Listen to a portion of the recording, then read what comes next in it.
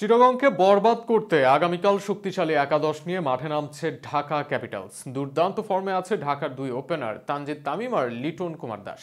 ছন্দে আছেন সাব্বির রহমান ও থিসারা পেরেরাও। তাই দেওয়ালে পিঠ ঠেকলেও অফিসিয়ালি বাদ না পড়তে কাল চিটাগংয়ের বিপক্ষে মাঠে নামছে ঢাকা ক্যাপিটালস। সেক্ষেত্রে দলটির বোলিং লাইন আপে আসতে পারে পরিবর্তন। সম্ভাব্য একাদশ নিয়ে বিস্তারিত থাকছে প্রতিবেদনে। আগামীকাল সম্ভাব্য দুই পরিবর্তন নিয়ে মাঠে নামতে যাচ্ছে ঢাকা ক্যাপিটালস। দলটির একাদশে যুক্ত হতে পারেন আরও এক বিদেশি স্পিনার, সেক্ষেত্রে বাদ পড়তে পারেন এক বিদেশি পেসার। এছাড়াও দেশি এক পেসারকে বাদ দিয়ে দেশি আরেক অলরাউন্ডারকে সুযোগ দিতে পারে। যদিও ব্যাটিং লাইনের পরিবর্তনের সম্ভাবনা কম, লিটন তানজিদ দুজনেই আছেন ফর্মে, ফ্রি হ্যান্ডে ব্যাট করতে, তাই আবারও তারাই নামবেন ওপেন করতে। অনডাউনে আরও একবার সুযোগ পেতে পারেন জিবি কোয়েটজে। 4 নম্বরে দেখা যেতে পারে সাব্বির রহমান রুমনকে। এখন পর্যন্ত এই বিপিএলে প্রায় 200 স্ট্রাইক রেটে ব্যাট করছেন সাব্বির।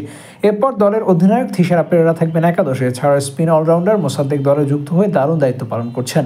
পেস ডিপার্টমেন্টে মুস্তাফিজুর রহমানের সাথে ফারমানুল্লাহ শাফি ও মুকিদুল ইসলাম মুগ্ধ তো আছেনই, এই তিনজনই আছেন খারাপ সময়ের ধারাবাহিকতায়। সেক্ষেত্রে মুস্তাফিজুর রহমান থাকলেও বাকি দুই জায়গায় পরিবর্তন আনতে পারে ম্যানেজমেন্ট। ফারমানুল্লাহ শাফির জায়গায় আফগানি স্পিনার আমির হামজা সুযোগ পেতে পারেন, আর মুগ্ধের জায়গায় আবারও সুযোগ পেতে পারেন উইকেট টেকার বোলার আলাউদ্দিন বাবু।